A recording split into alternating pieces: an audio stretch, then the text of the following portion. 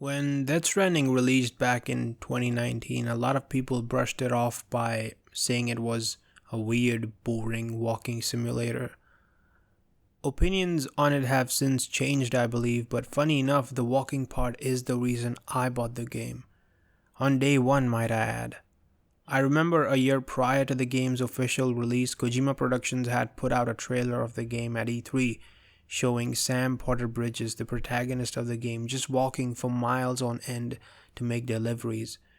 It depicted a variety of different landscapes, all inspired by real-life Iceland, and in the background it played the beautiful song Asylums for the Feeling by Silent Poets.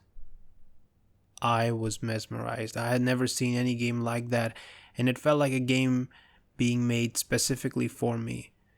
You know, it's like something you've always wanted but never knew you wanted. Being very familiar with Kojima's games, I expected weird world-building elements and strange but intriguing cast of characters, but I did not expect him to create an introspective and mostly meditative interactive experience. That's why it was initially so polarizing, because everybody expected Kojima to deliver something along the lines of PT, and this is what we ultimately got.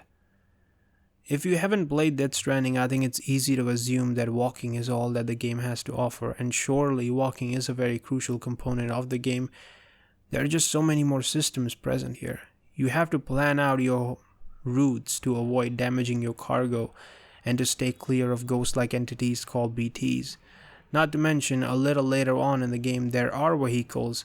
There are also heavy combat-oriented set pieces to shake things up a bit.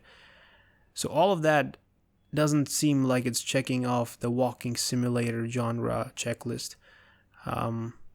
because it is not. It's a very different game. It's not even by definition a walking simulator game. And I, for the most part, everybody has their own personal way of playing the game. I, for the most part, used to ditch the vehicles in favor of walking and immersing myself in this fictional world. I even turned off all the UI elements, and it's just...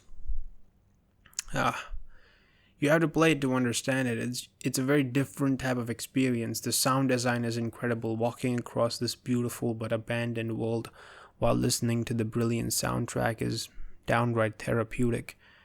And I know video games are art, and art is subjective, and not everything has to be for everyone. But I do hope that instead of judging this book by the cover, read a few pages before reaching a definitive conclusion.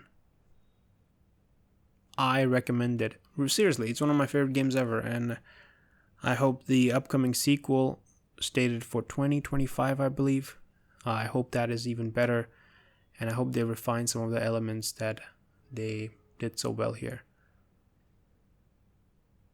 This was entry number 21. My name is Rahel Blade, and thank you so much for listening.